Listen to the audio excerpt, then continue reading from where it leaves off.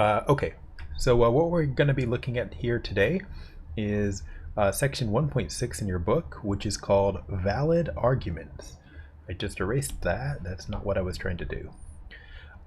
So I do have a typed PDF. It comes after this page here, but there's some stuff I wanted to say before we got to that. So here's the idea. We've been talking about logic in this class, right? So we've been doing, if P then Q, we've been doing, P and Q, that kind of stuff. And we've been talking about how to translate logic into English and English back into like logic symbols, okay? But what we haven't done is we haven't looked at like what we are going to be using this for. And I keep saying though in most of the lectures that the reason we're looking at logic is because we want to prove theorems, okay? Now we want to prove theorems in math, and those are going to have to be a convincing logical argument in order to prove a theorem, right? So that's what we're getting to. It just takes us a couple sections to get there. We have this section on valid arguments, and then actually in the next section I think we'll be proving theorems. I think. We'll see. Anyway, let's go ahead and get started here. Okay, so you're probably used to a very simple argument like this. Like here's a very simple logical argument. Here's a simple logical argument. If P then Q, and let's say, and we know this, and P is true. If you knew that, if you had both of these statements here, if P then Q, and you know that P is true, obviously you would be able to make the conclusion that Q was true, right? You would conclude, you conclude that Q is true. Okay, and that's a very simple logical argument. Now the way we write them is going to be something like this, and this is all in the typed notes as well, but we can do it right here. So the way this argument would look is like this.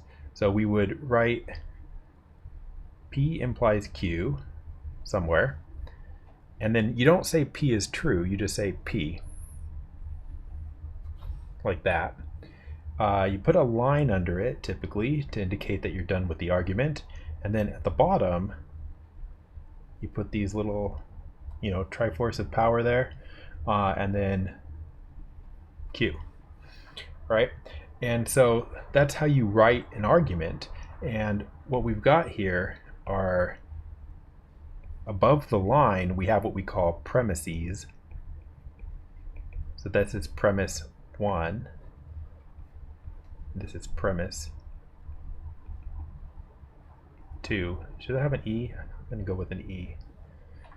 All right, premise 1, premise 2, and then below the line you have your conclusion, and the 3 dots here, that means therefore. So that's how you read that. Therefore. Okay, and so that's actually the notation for an argument, okay? And from that, you can actually prove that this is a valid argument using a truth table. Now, so let me just box this here. This is an argument, specifically a valid argument, which we'll define in a little bit. So this is a valid argument. Okay. Premise 1, premise 2, and then we have a conclusion. P implies Q, P is known to be true, and you conclude Q. Right? Now the way you show that it's valid is with the truth table. But, and this is very important, you are not going to be doing this. This is not something you have to do as part of the assignment. It's not something you have to do at all. Okay? It's just, this is what you would do if you did want to prove that an argument was valid. Okay? So if you really, well, I won't say really, but if you want to prove an argument is valid, here's what you do.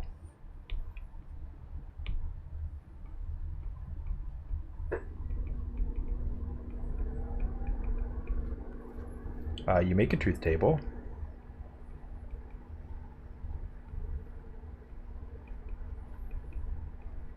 Now, how would you do it? So the idea is, let me just write our little valid argument, our first one. So if we have P implies Q, and then we have P, and then we conclude, therefore Q, right?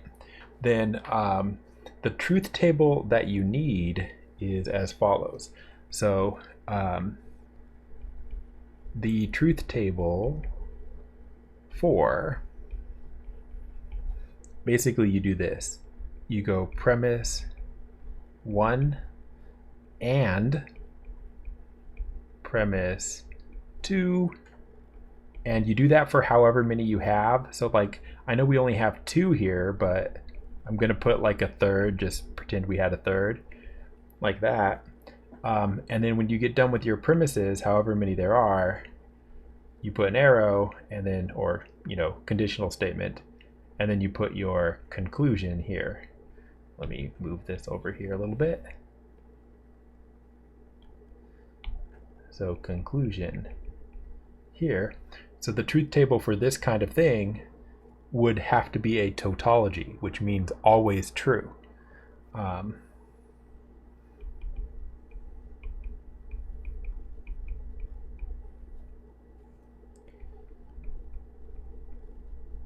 And so we'll check this one here, but after that we're not going to check anymore. You're just going to have to believe it or do the truth tables yourself. So let's just do this truth table here. So what would it look like? So your truth table would have to have a P,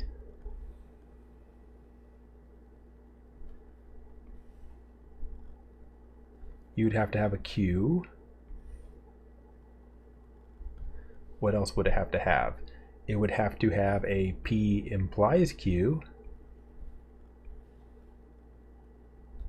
and then we would be able to do P, that's one of the premises, and P implies Q, that's both of the premises, right? So that's actually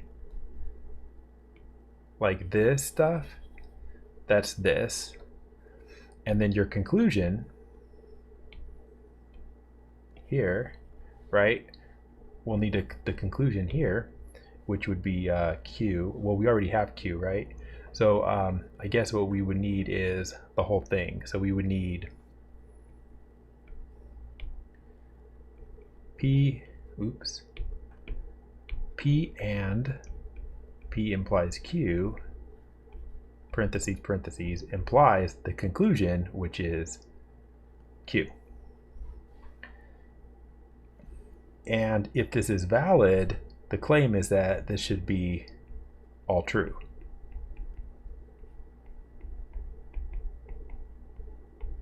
All right, so let's try to do this and hope for the best here. So what do you got? We got, so we need to start this out true, true, false, false. True, false, true, false. All right, so let's do this. So first we have P implies Q, right? Our first column here. So we know that that's only false when P is true and Q is false. And otherwise it's true, so we got a bunch of trues. All right. Then for the next column, we need to do an AND with this column and this column. I'll just highlight them temporarily. So this column and this column, and we're doing an AND. So with an AND, it's only true if they're both true. So true and true is true. True and false is false. False and true is false. False and true is false. So we have true, false, false, false. All right. Then we need to do this, of course. The way we're going to do that is it's going to be this column, but this is actually what's on the left-hand side, right? That's over here. And then we've got the other column, or not column, the Q here, which is here. So you have to think about it backwards, right? So conditional statement is written in the opposite order. So like this is the left side of the conditional, and this is the right side. So if we go to write this, we've got true implies true, which is true. And then we got false implies true, which is true. False implies false, which is true. False implies false, which is true. All right? And so that's always true. So what that's saying is that if you're starting out with these premises, then the conclusion must also be true. Another way to look at it, by the way, is if your premises are all true, then your conclusion should be true. And so if you look at like where the premises are true, like so one premise is just P, right? So where is P true? Only in the first two rows, right? That's the only, like if you're just looking at the P and the Q columns here, or if you're just looking at P is only true in those first two rows. And if you look at this and you say, well, where is that true? You'd have to look in this column, and that one is true here, here, and here. And so if you think about it, which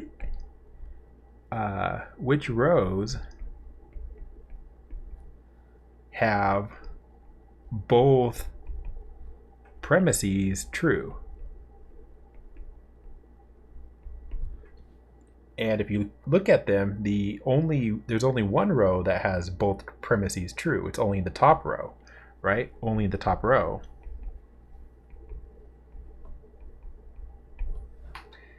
Now, in the top row, look at the conclusion.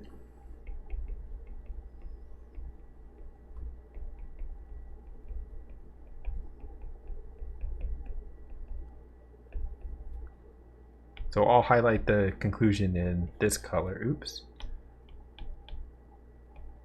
This color. So where's the conclusion in the top row? Right here. So that's technically the only thing you need to look at. And so the only time the premises are true is in this top row, and in the top row, the conclusion is true, which means the conclusion does follow from the premises. If the premises are true, then the conclusion is true. All right. So these are kind of, if that was confusing, this is the way that you do it, and this is like a way to think about it. Okay, so you make the truth table here is what you would do.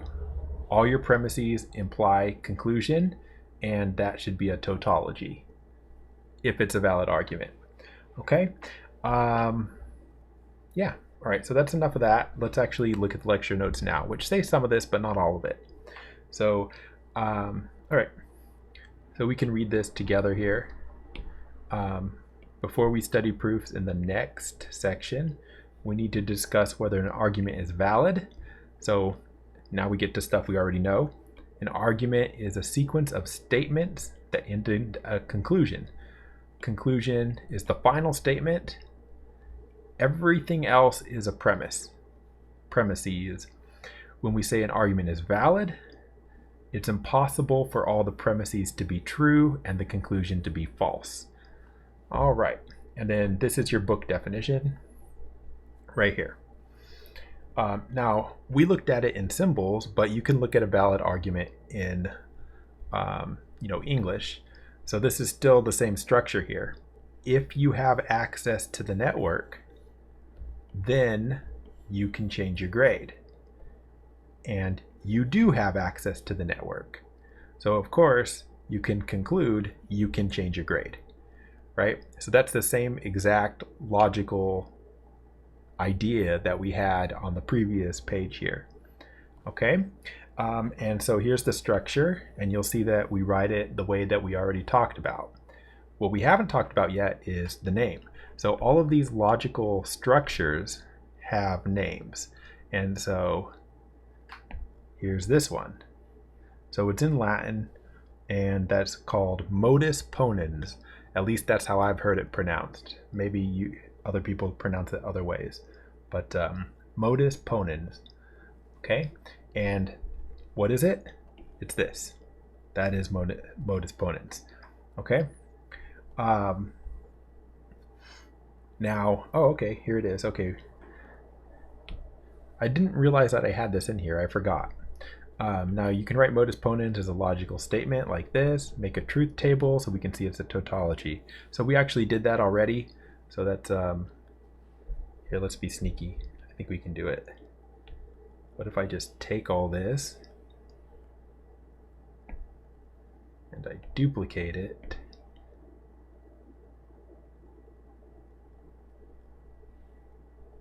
Ha ha ha. I'm a genius.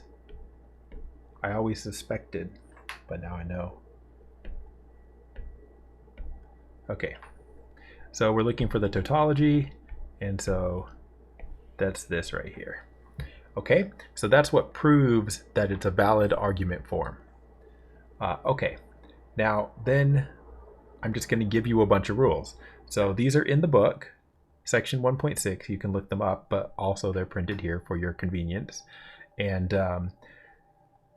you don't need to pay attention to the tautology. You do need to pay attention to the rule. So like you need this, you don't care about this, and you kind of need that just because you should refer to them by name. Okay.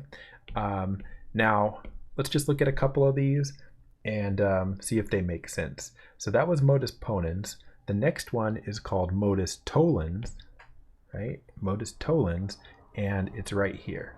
So I'm going to write it off to the side here. Let's see if we can make sense of this here.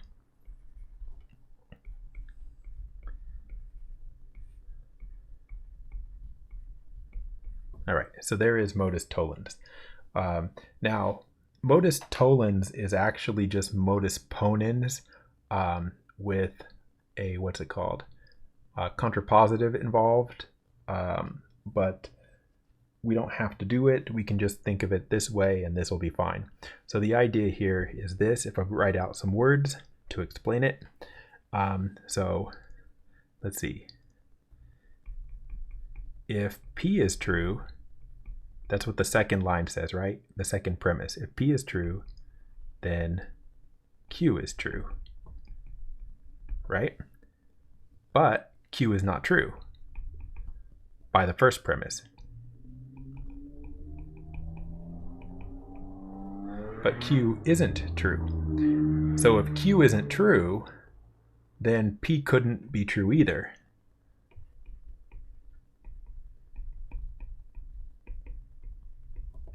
Because if P was true, right, you have P.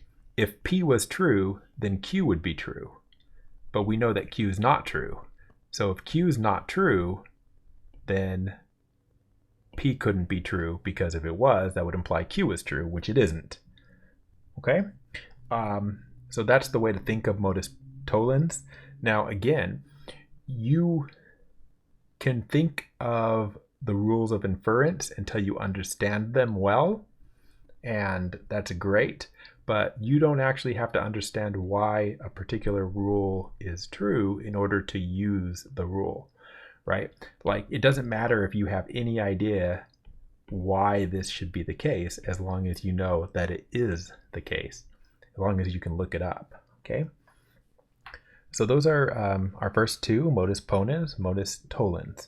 Okay, then we got this looks like the transitive property for math, right? P implies Q, but then Q implies R. So, right, if you think about it, P takes you to Q, but then that takes you to R. So really, P is, if you start with P, you get all the way to R. So it's kind of like you can cancel those almost. P implies Q, Q implies R, so P implies R. And That's what they call the hypothetical syllogism, which it'll say over here, hypothetical syllogism, right? And so that's, that's pretty basic logic that people use, right? Right, like if you go like this, if I say, if I'm hungry, then I'll eat. If I eat, I will be full. Right? Therefore,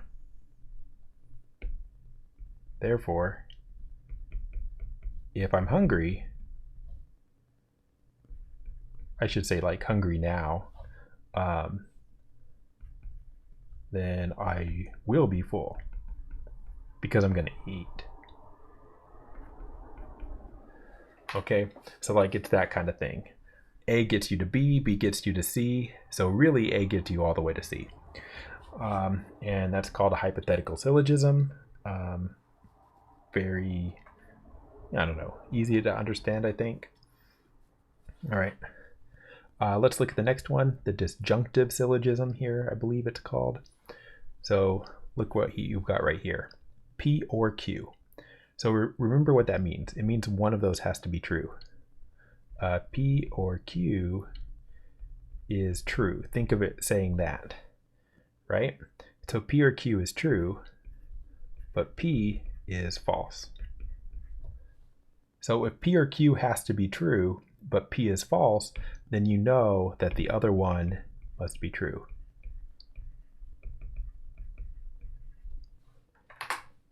Okay, and that's it. That's the way it works. So one of them has to be true. It's not P, so it must be Q. What's it called? Disjunctive syllogism. Okay. Now the next couple are kind of like how to add stuff in that's not there, or how to take stuff away when you don't care about it. And it's important when you're writing arguments, but like the logic is not, anything interesting.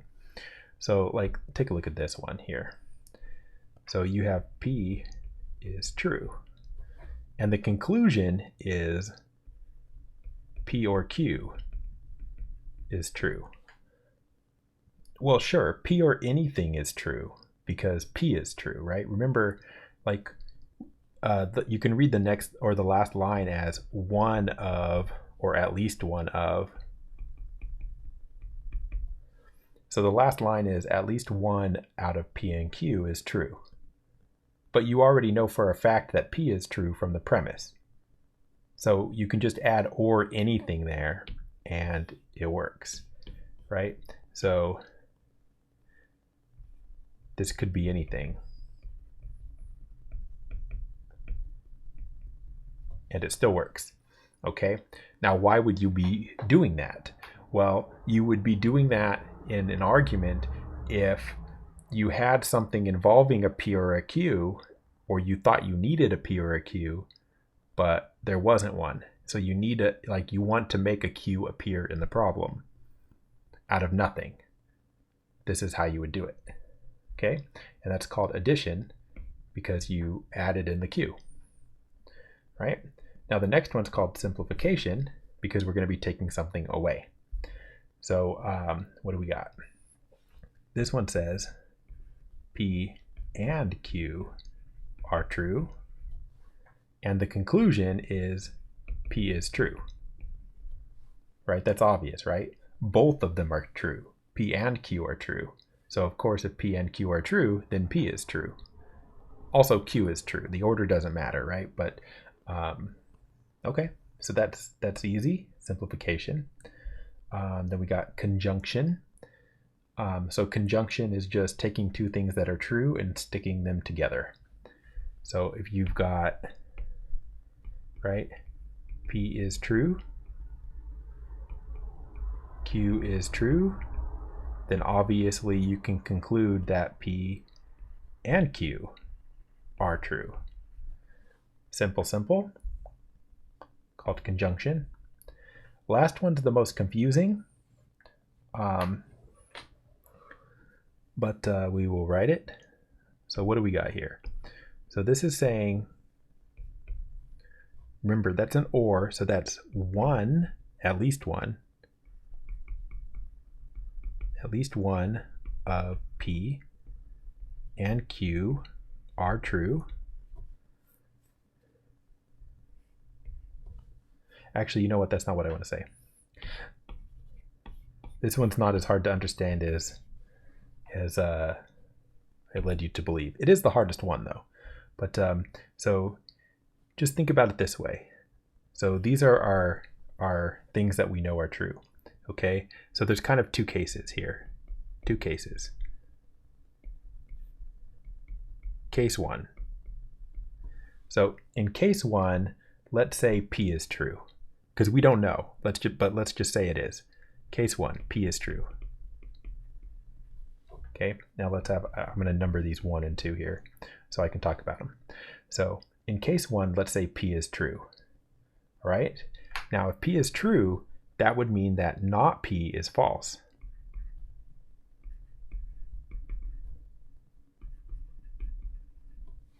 Right? Now look at line 2.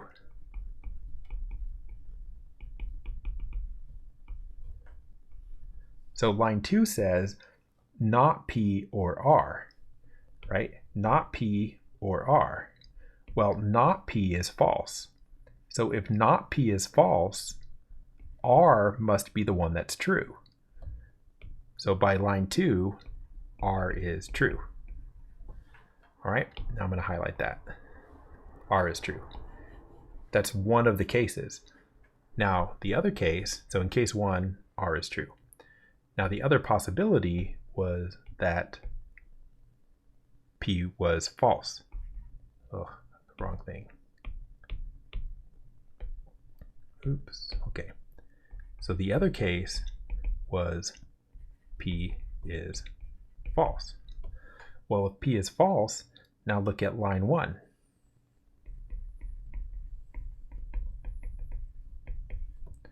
According to line 1, P or Q has to be true. Well, P is false. So if P is false, Q must be true.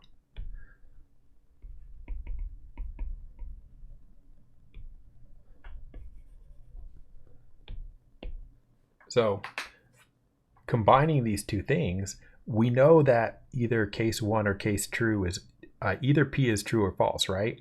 So we're either in case 1 or we're in case 2. We just don't know which.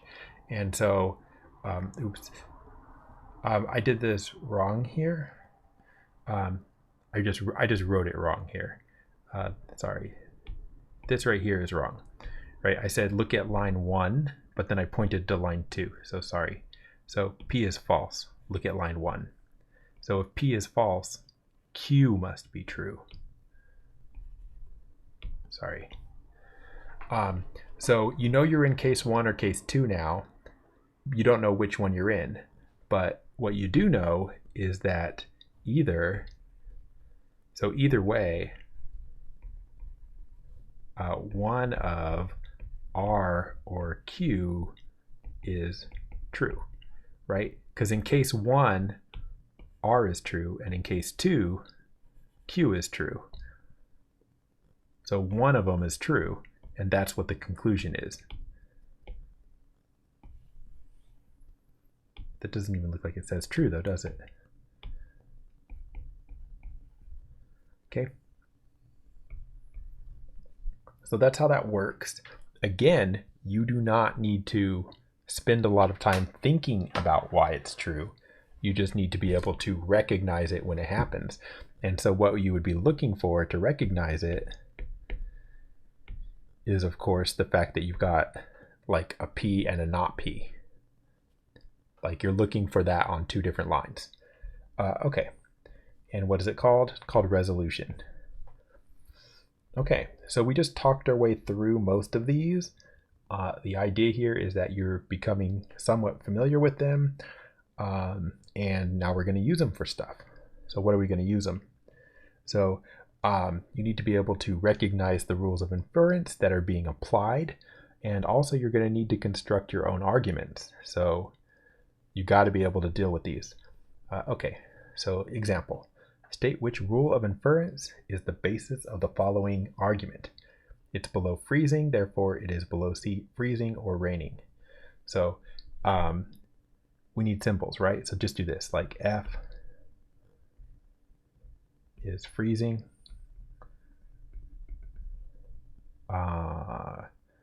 R raining. Okay, now let's go ahead and write the argument in symbols. It is below freezing now. How do you write that? That's F. Okay, what's the next one? Therefore, all right, we're already at the conclusion. It's below freezing or raining.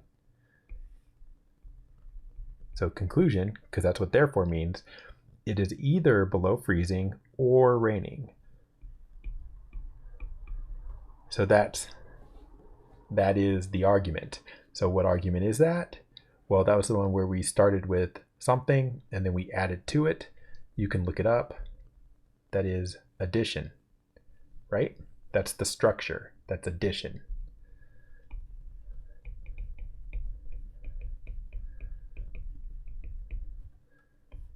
All right. Let's do the next one. So which rule of inference is it? It is below freezing and raining now. So that is F and R. Therefore, so we're already at the therefore, it is below freezing.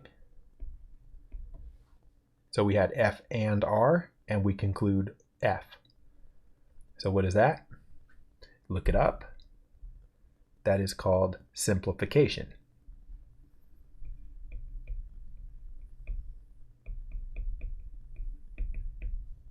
Right? The one where you add something is addition, and the one where you take something away is simplifying. Okay, whoa, what is this?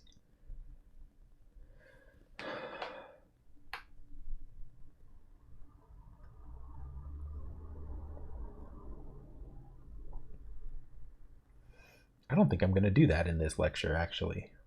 I don't like that.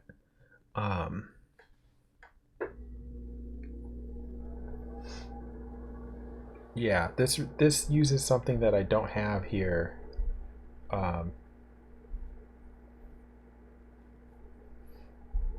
I don't have here in the notes. So we're going to do this in a different lecture. Are we? I mean, I guess I could do it now.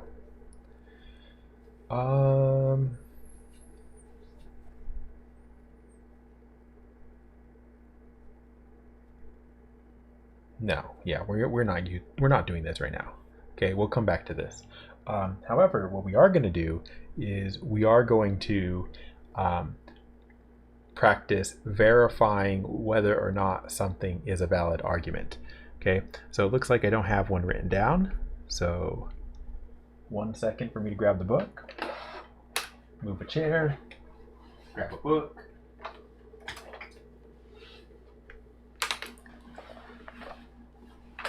Sit in a chair. Okay. So let us find a good problem here. So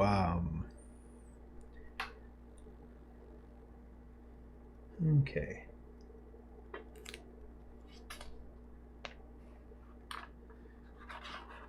I'm looking for a full argument to do rather than some of the others.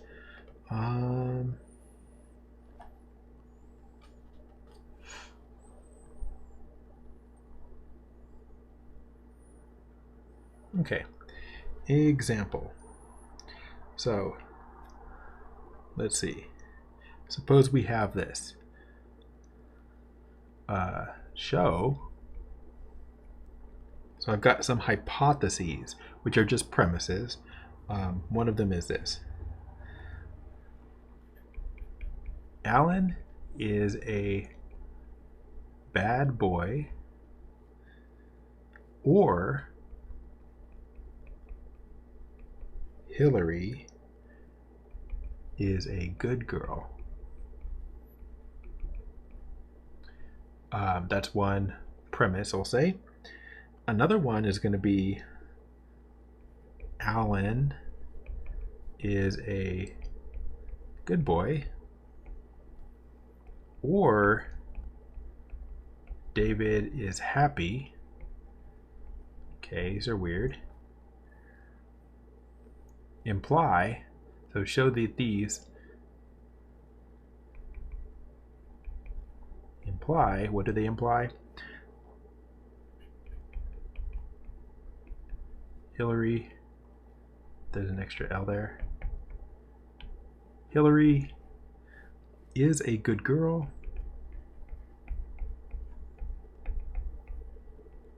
Or, why did I put an E on that? What am I doing? Or David is happy.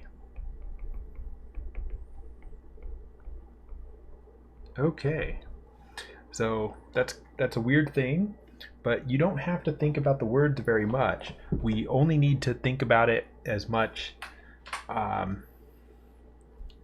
We only need to think about it just to write stuff in symbols, basically. So let's everything should be a symbol. So what are we going to use? So we have Alan is a bad boy. That could be B.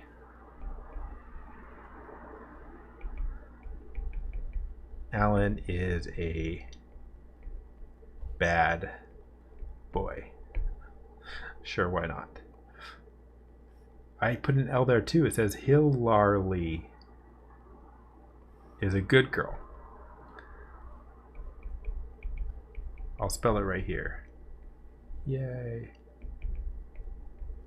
All right, so Hillary is a good girl. Okay, now you see down here we have Alan is a good boy. That's not going to be another proposition, because what we're going to do is we're just going to assume that if B is false, then Alan is a good boy, right? So B is Alan is bad, not B would be Alan is good. Okay, so I'm not going to write that right now, but that's how we'll do it. And then lastly, we have David is happy. That can be D.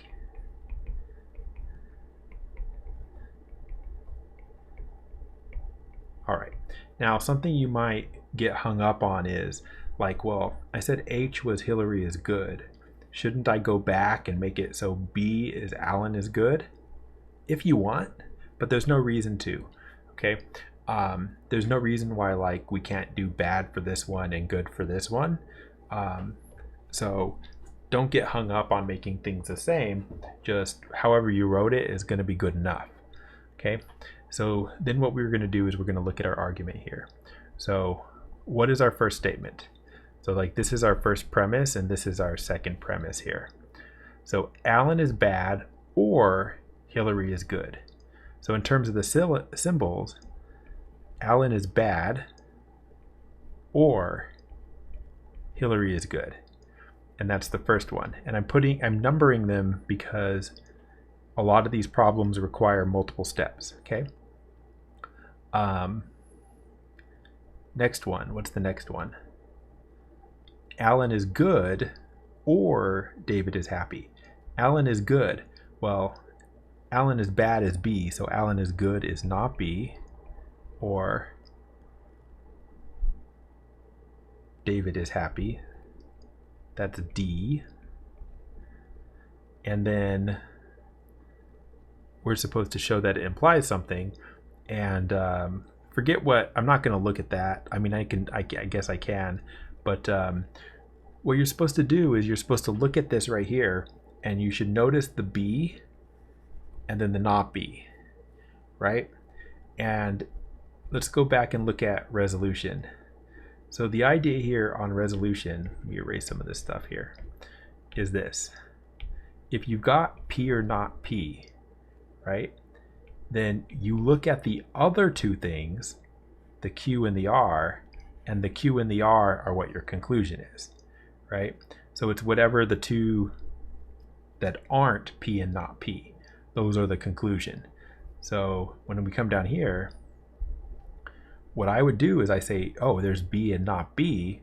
So then the conclusion would involve these two. So the conclusion would be H or D. Okay, and that's why is that true? That's by resolution.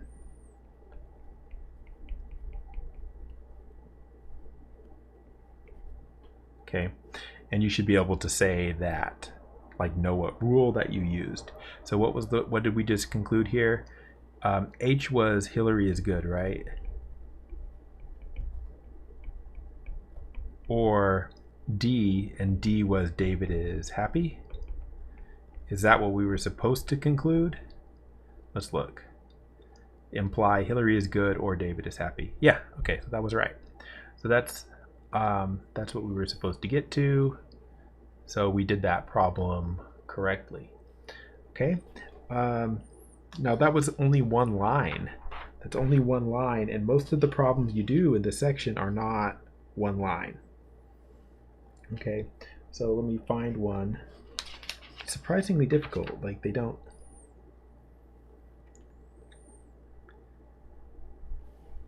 have good problems here. Okay. They do. They're just written weird, so I didn't notice them. Here's a better one. Here's a problem. So the idea is this valid or invalid? Correct or incorrect? Okay. And so let's see here.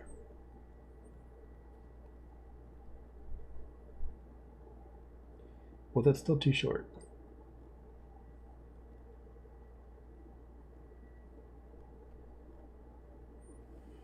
Now, these are too easy, man. Okay, well, we'll just do one anyway. So, okay. Everyone enrolled in the university, this university, which we're not at a university, we're at our houses. Everyone enrolled in the university has lived in a dormitory.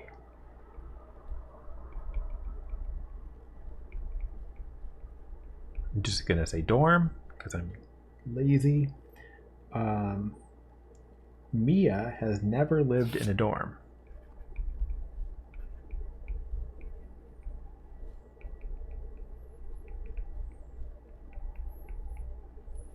Okay. Therefore, Mia is not enrolled in the university.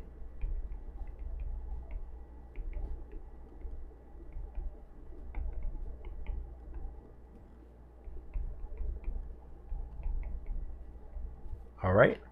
And so you can do this in words, but it is a lot easier to write it in symbols, I think. So let's do that. So, so what do we got?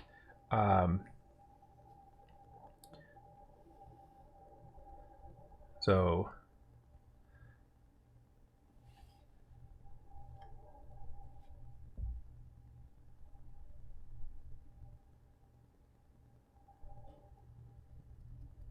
okay. All right. Well, I skipped the part where we went over this, so I'm gonna have to come back and do it now. But all right. So is this valid or not? So let's see.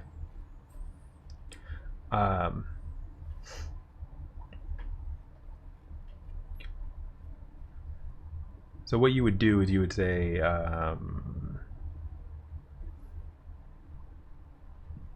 it's the everyone that's the issue. I'm trying to figure out how to write this in a way that is good. But all right, so let's just do. Let me just write it this way.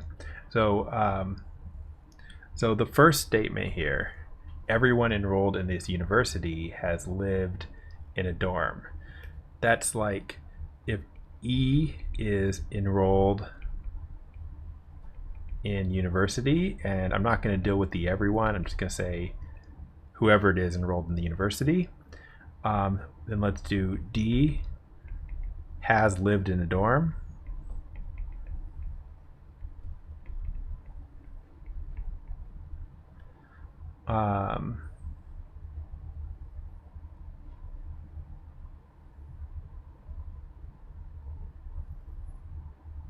Yeah, you know, we can't even do this. Okay, I'm going to have to back this up, and we're going to have to do something else before we do this.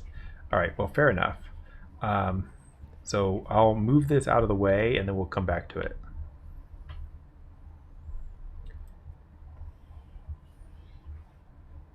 Move this down. Okay. So let's do the thing that I skipped a little bit ago, which was quantifiers. So the way quantifiers work is this. So basically what you need to be able to do is you have to be able to go from like the specific to the general and the general to the specific. So here's how they work. Like, for example, if you knew that like idea here, like if everyone has property P, whatever that is, then you know you have property P, right? Why would that be true? Because you're part of everyone, right? You are part of everyone. Okay, so that lets you get this rule for quantifiers. So for arguments with quantifiers,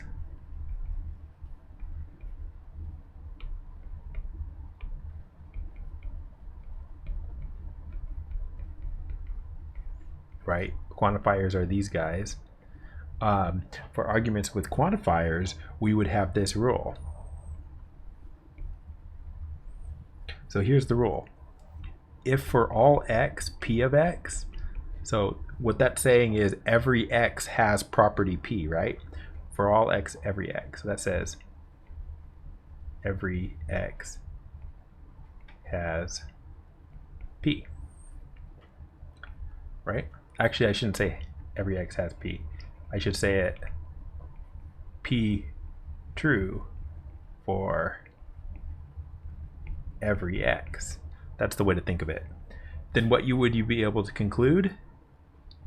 You would be able to conclude P of C, where C is just any particular one that you want,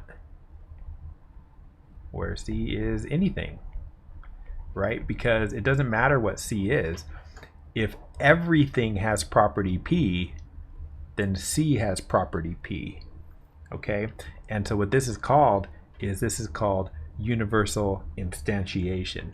And so it's called instantiation because instantiation means like creating an instance of, right? So let me put this in a table here.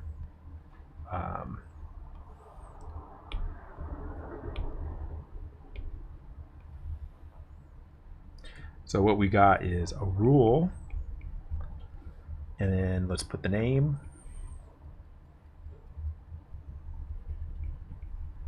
So this one that we just did is called universal instantiation. Okay, and again, that's like a specific example. Like, you know, it's true for everything, and so it's true for a specific example is the idea. True for all gives you true for one. For one example. That's the idea. Next one. Well, the next one is going to be universal generalization. You can go backwards. So we can say if you knew that P of C was true for any C, then that's the same thing as for all x, P of x, right? If it's true for anything, then for all x, P of x. And that's called universal generalization. And there's not really a lot to say about it, right? They're literally just the same thing, right? Like true for any C, that's the same thing as for all x, right? It's just a C here and an x here. So there's not really any kind of argument to be had about that. No thinking involved. All right, next one.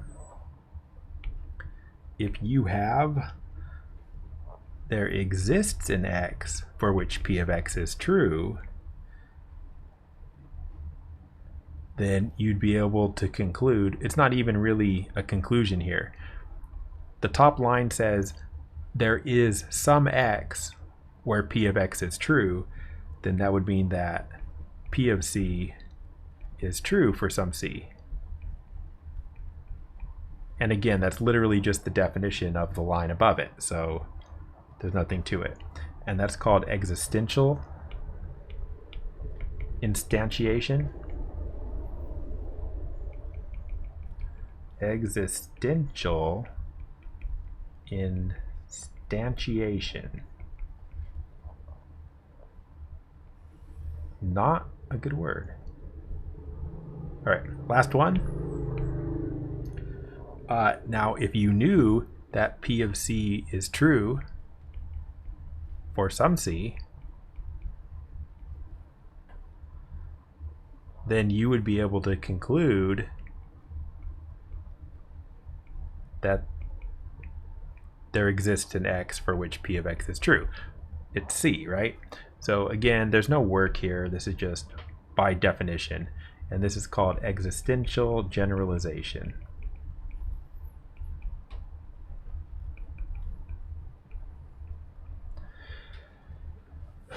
All right. So let's actually do this example now that we have the correct rules in order to do it, and I'm not trying to figure out how to avoid doing it the right way. So let's look at that top line now. Now that we know that the top line is there, we can have a property. We could have d of, let's say, x is x has lived in a dorm. Okay. Now let's say enrolled at the university. So let's say E of x is enrolled in the university. Okay, are there any other properties? I don't think so. I think they're only talking about living in, oh no, lived in a dorm and enrolled in the university. That's it. So this is just like preliminary. You need these, right? And then now let's actually do this problem. So what you do is you take these two things here and, oops, not this. This is a third thing. But we need to write those as premises. So we're gonna write an argument here. Okay. So here's our argument.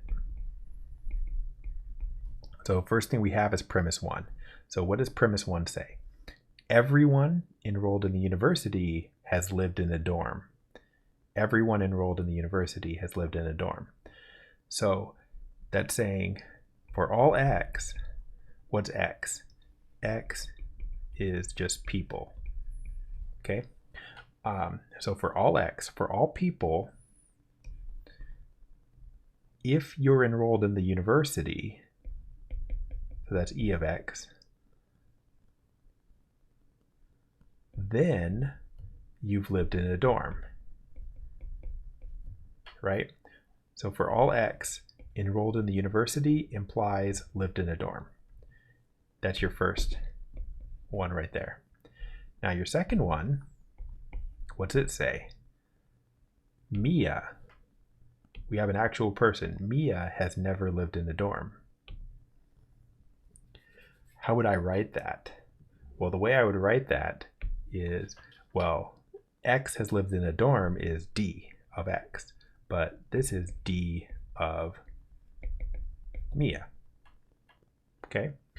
Now, but that would be Mia has lived in a dorm. So Mia has not lived in a dorm would be not d. Okay, so those are those two premises written in symbols now. Okay, now what we're going to try to do is we're going to try to construct an argument. We're trying to get to this. Okay, but we have to get there. We're going to have to use those instantiation and generalization things. Okay, so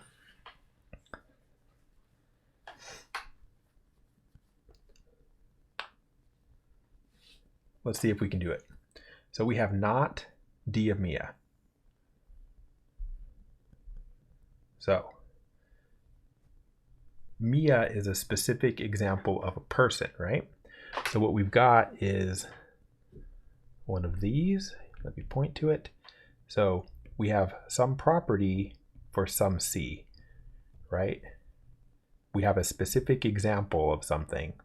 So you're able to go from a specific example to a exists. Is that going to work? I don't like this. These are all tricky problems, by the way, but I don't like this.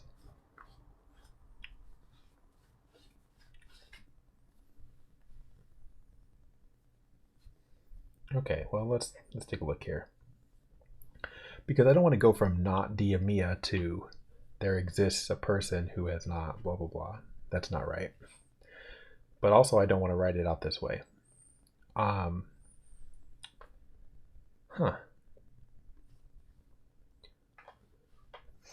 Okay. Forget it. Let's not do it this way. This is still a bad way to do it. I really don't like this problem. Could you tell? Okay, let's just think about it and not worry about writing it correctly, which we could have done way earlier, but oh well, we're doing it now. Okay.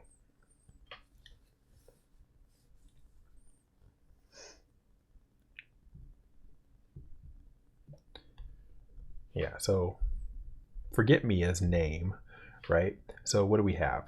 We got, let's say, enrolled. I'm going to skip the X's. I'm just going to say enrolled in the university implies lived in a dorm, right? Now, Mia has never lived in a dorm. So I'm just going to say not D. So enrolled implies dorm, and Mia hasn't lived in a dorm, so I'm just going to call that not D, and then we want to say what can we conclude. And so we'll skip all the instantiation and generalization stuff. We're just going to go up and look at our basic logical inferences, our first table, and what does this look like? Well, actually, what are we looking for here? So what we're looking for is the second thing here being the opposite of this, okay? And you will find it here. It's Modus Tollens, right? So when you have a not this thing, right, then it implies not Q. Sorry, it implies not P. So the conclusion is not what is right here. I don't know what I'm doing, scribbling everything out. But so when you've got not Q and then you've got a Q here, then the conclusion is not P. So what we would have on our example is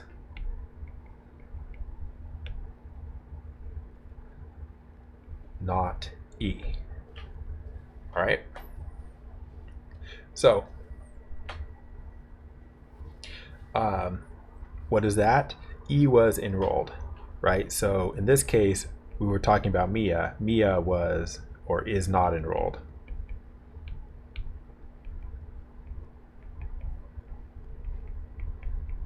And how did we do this? This was Modus Tollens. Okay, so Mia not enrolled. Okay, so I still don't like that very much, but let me try to find something that is a better problem.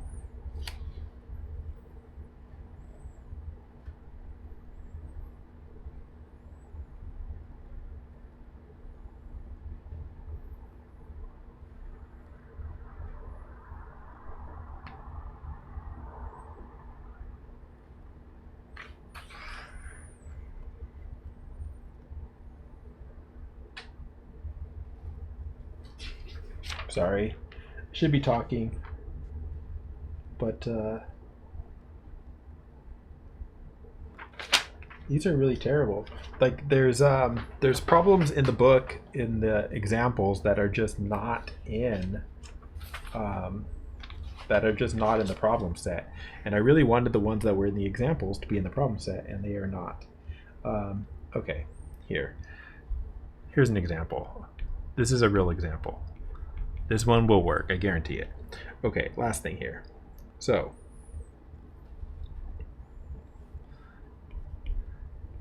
a student in the class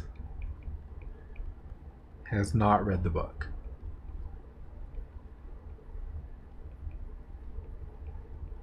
Yeah, probably all of them. Everyone in this class passed the first exam. Probably also true.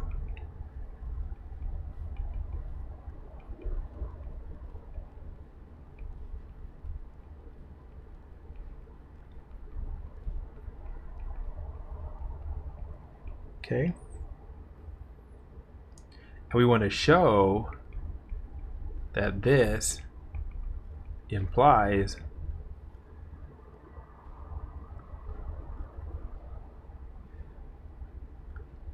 someone who passed the first exam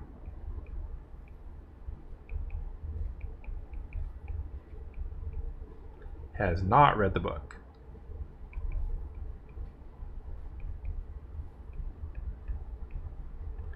All right. So how would we do this?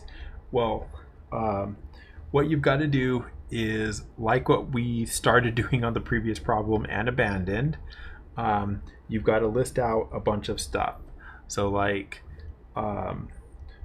we've got people. X are people. X is, a person or chosen from the set of all people, something like that. People. All right. Now we need some variables or some predicates. So like C of X can be X is in the class, because we talk about students in the class. Okay. What else do we talk about? Another thing we talk about are whether or not people have read the book. So we could use any variable for that. Let's use B for book. X has read the book.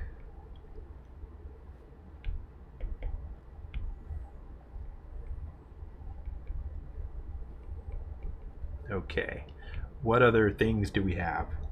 We got passed the first exam. So what will we use there? We could use anything like E for exam maybe, or P for passed. Let's use passed. X passed the first exam.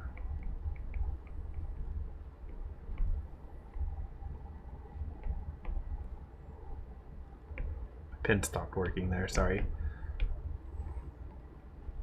All right, X passed the first exam. So you do this stuff just as, set your variables. write out your definitions basically. Okay, now once you have that, what we're going to do is we need to construct the argument ourselves. And so that's what we haven't done yet. So now construct an argument. How do we do it? So the way you construct an argument is you write out your premises. So write out premises first, out the given premises. All right, so what are the premises? So the first premise is a student in the class has not read the book. Now, a student, which student? We don't know. So what you have to do is you have to say the first premise is there exists an X, right?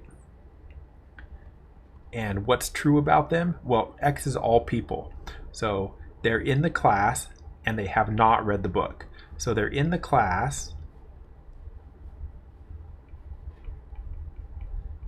and they have not read the book. So B is has read the book. So has not read the book is not B of X. Okay, so that's your first premise. Okay, now your second premise is something. What is it? Everyone in the class passed the first exam. So for all X, that's for everybody in the world, they passed the first exam. But that's only the people in the class. So if you're in the class, then you passed the exam. Okay? And I think, is that all of the premises? I think that is. That's all of the premises. Okay? So somehow what we have to do is get to the conclusion, right? The thing that they said to that is implied. But we have to get to the conclusion. All we have to work with is literally what we've got written down here. Just these two things. Okay, so how are we going to do it? So we write out the given premises. Now from here on, we need to use logical inferences in order to get other lines of this argument, because it's going to be several lines. Okay, so we got one, we've got two. What are we going to do? Well, in order to do anything, we kind of need to get rid of some of these. We need to get rid of some of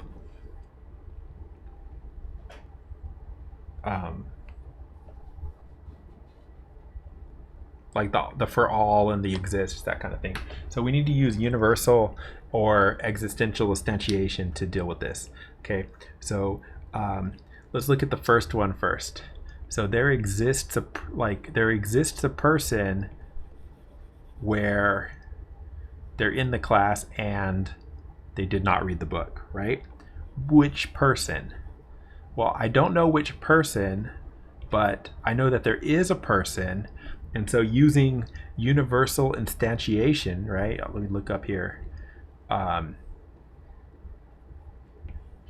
Sorry, I said universal. Using existential instantiation, right? If you have an exists X, you can just put a variable in there and just say that that's the one you were looking for, because you know one of them has to be true. So since we know that there is somebody that satisfies this, we're gonna look at that person in particular. So we'll call him C. So like big C of little c, and not B of little c. Now what did we just do there? We just use existential instantiation. So existential instantiation from 1. That's how we did it. Okay, so that's great. Now what are we going to do? Well, what I want to do actually is this. I need to use this, right? And there's a C here. So if I can get a C, then I can get from the C to the P. Okay, so I can get from the C to the P. But I need to get the C by itself in order to do this. So here's a C. All right, here's a C. but it's a C combined with this not B. So what we're going to do is I want to get this C by itself. So I can conclude C of little c. I wish I didn't use little c now, but I did. I can get C of little c because both of these are true, right? This is true and this is true. So if I want to look at this by itself or this by itself, I can, using, what was it called? You can look up at your rules. It's called simplification, right? When you've got P and Q, you can just take one of them. So I can do that here. And what was that called? Simplification. And where did we apply it to? Simplification from 3, the previous line. Okay, so okay, we've got that. Now what am I going to do with that? Well, on this line, I've got a for all this is true, right? But if it's true for all things that C implies P, then this is true for one specific example. So you can take this and you can say, well, from that line there, you could have C of little c must imply P of little c, because, again, scroll up to your rules here. Oh, sorry. For all x P of x, that implies P of c for any c that you want, because all of them have property P. So you can just pick any C and put it into P and it's true. All right, so that's what we did here. So what was that? I didn't write it, but that's universal instantiation from, what line was that? 2? Okay. Then what you want to do is you want to look at the 2 lines that we just wrote. These 2. What can we get from that? Because this is where the actual, I won't say the actual logic, but this is where the hard part is. Not hard part. What is this? So if you have C of C and C of C implies P of C, you should be able to conclude P of C, right?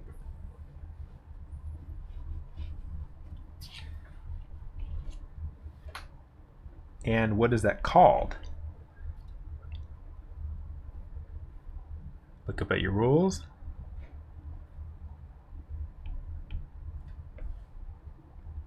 That's just this one, right? P implies Q, so that's Modus Tollens.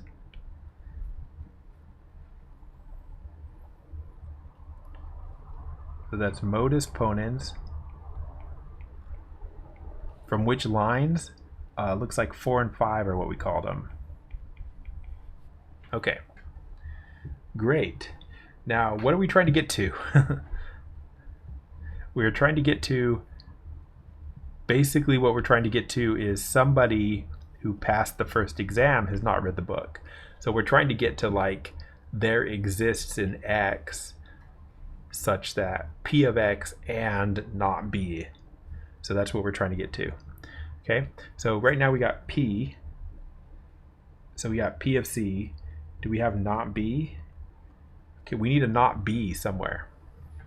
Oh, okay, we can get that actually. Let's go back up here. Look at this. C of C and not B.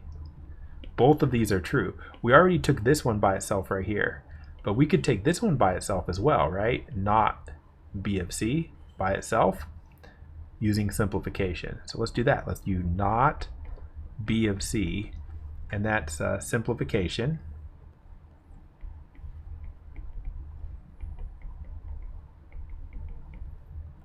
From 3, right? Yeah, not B of C. Now what I want to do is I want to put these together. Why do I want to put these together? Because I'm trying to get to this. I need passed and not read the book together. I need passed the exam and not read the book. So I've got passed the exam, I've got not read the book. I want these together. Well, you can put them together, right? There's a rule that says if you have two things by themselves, you can put them together with an and. What rule is that? Probably addition. Is it? Let's look.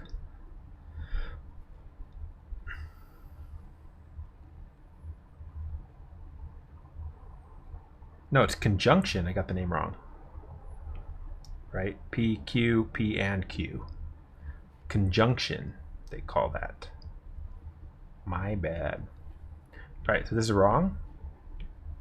Conjunction. 6 and 7. All right. Now, last thing we need to do, we're almost there, because right now we have a specific person, right? We have a specific person C that passed the exam, and the same person C did not read the book. Okay, so we have that person, but I want to write it in terms of there exists a person.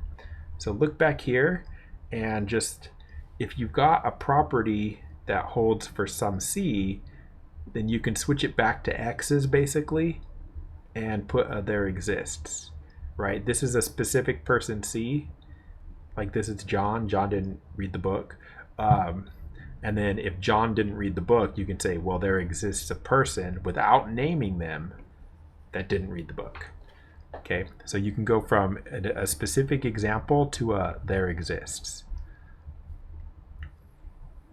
So what do? You just say there exists an X, and then you just write the line, but you put an X in instead of what was there.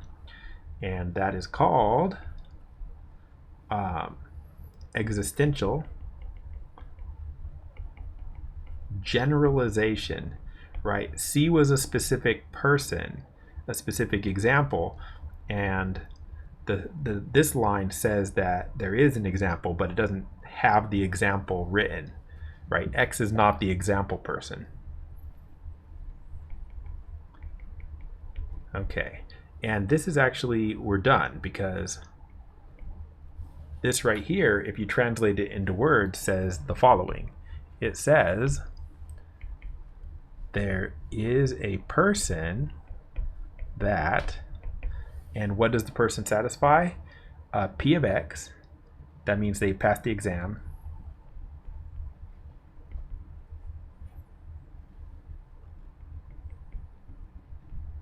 And not B did not read the book.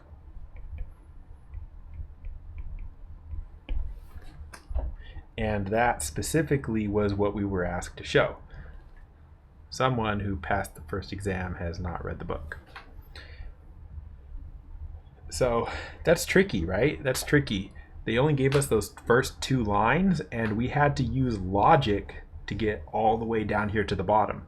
Now, something I'll say about this is on a lot of these problems, you will not necessarily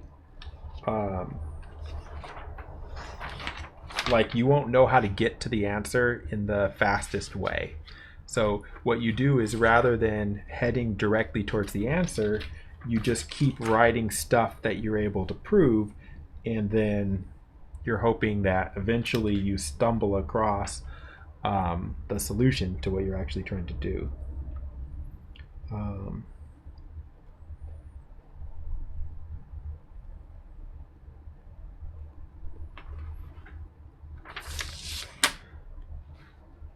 I'm really unhappy with this homework assignment. All right. Well, here's what I'm going to do. I'm going to stop this lecture right here, and then I'm going to come up with better examples, since the book is really, really lacking here. And once I have some better examples, we'll have a shorter video that explains all this stuff, okay? So anyway, that's it for now. I'll talk to you later with some better examples. Basically what we're going to be doing is, I want to do examples of what we just did, but without the quantifiers. So no universal instantiation, no existential generalization, that stuff. It'll be a lot easier without that. So if this was very confusing to you, wait till the next lecture, and the next lecture will be a lot better as far as that goes. All right, well, that's it for now. Talk to you later.